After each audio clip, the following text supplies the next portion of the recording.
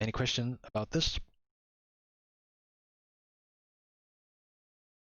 Alright, so this next boss is Heigan. So before we get to Heigan, actually we are in the Plague Wing still, right? We got from, this is where we fought Noth, and now this area over here is not part of the boss fight. This is basically the suppression room of Naxxramas. This is where you need to be moving pretty constantly because mobs respawn very quickly. I think it's 30 seconds, or it could be a minute. I think 30 seconds. So the raid needs to move quickly here, and we're gonna hug the wall around the corner, and then when we are ready to pull the boss, we run in, and that's what you see here. You're running into the boss room here. So as soon as you run in, the tank will grab the boss and bring him here, and all the ranged DPS and all the healers will run up onto the platform. So you saw all the ranged healers up on the platform and all the melee DPS obviously on the boss here.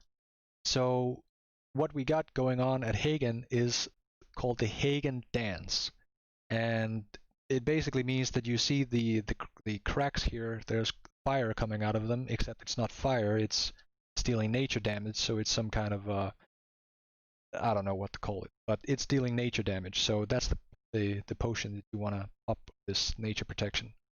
So what we got here is the dancing on Heigan, which basically means that you need to move and avoid the nature stuff coming up here. And there are 4 different like areas in the room where you're gonna be as a tank moving the boss. Like if you're melee, you really don't have to think too much about this because you can, if you just simply just trust your tank, right? If the tank knows what to do here, he's gonna move the boss to where he needs to be, and as a melee, you just follow the boss, and then you should be safe. So that's one way to think about it. If you haven't done Naxxramas before, that's like a good rule of thumb as a melee here, that you don't have to think too much. So, so we see one area here is safe. This is what called like number 3. That's where he is now. 4 is over here, 2 is here, and 1 is over there.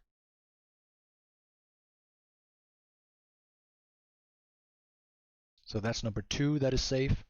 I'm gonna put this to normal speed because it's a good idea to get a feeling for how long time you have to move. So this is normal speed. It feels really slow that I'm watching it now, but I think this is normal. Alright, so this is number 1 spot, and we got, what is it, like 8 seconds? You have 8 seconds to move like 20 yards.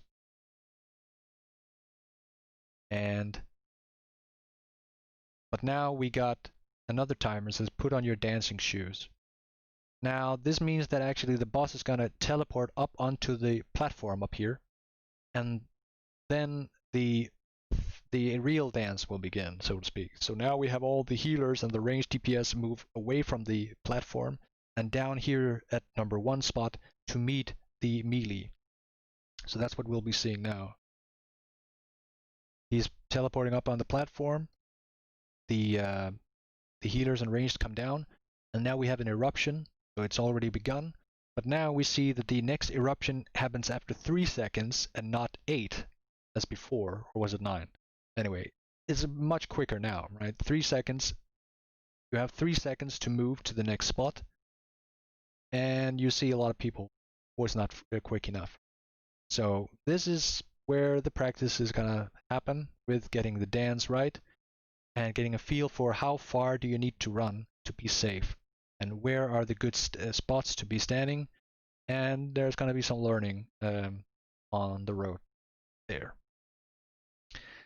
So after a while, there's another timer here that says back on the floor.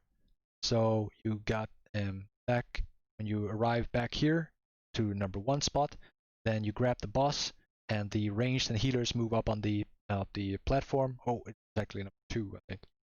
Right, so there we go. Now he is getting brought from number 2 back to number 1, and the ranged and healers are up here on the balcony or the platform.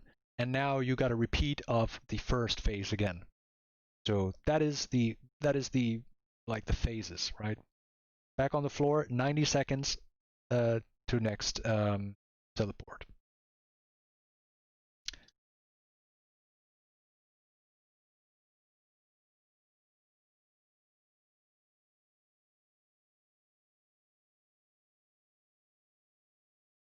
Okay, so in this fight, actually here, so we're in this room right now, but this room is also highlighted. And that's because it's actually part of the boss fight. We just don't see it in the video we just saw, but every once in a while, 3 random players will be teleported and be thrown into this tunnel over here. And so what happens is, I found a video where that's happened. So here we see like ranged up on the platform, attacking Gothic, Heigan, I mean.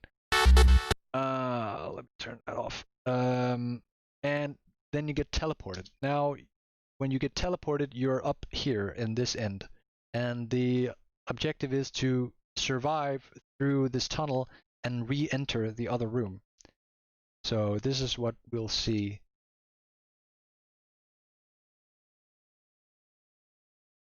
So these small maggots, they deal a fuck ton of damage, but they move slow, and they have a very low aggro radius.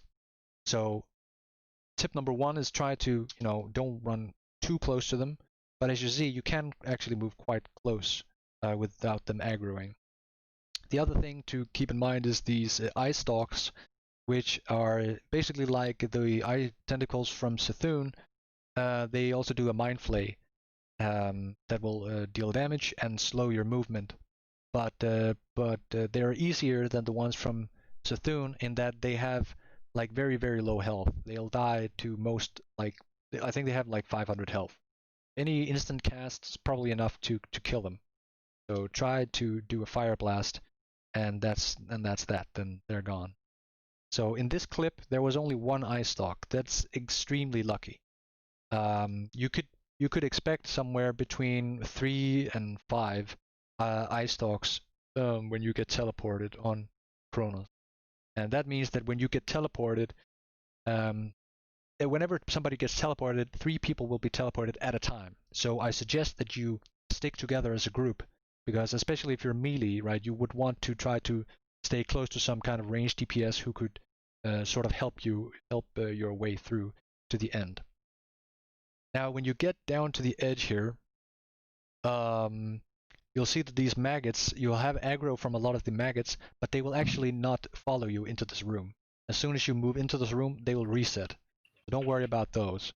What you'll have to worry about is the fire eruptions, right? So as the 4th spot is right here next to the platform.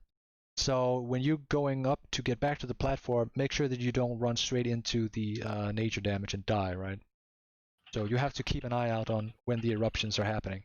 And I think he just barely managed to survive it with Blink there, but his friend probably died. So I don't know how much of him. You should have a rough impression of what this fight is about now. But does anybody have any question about this fight?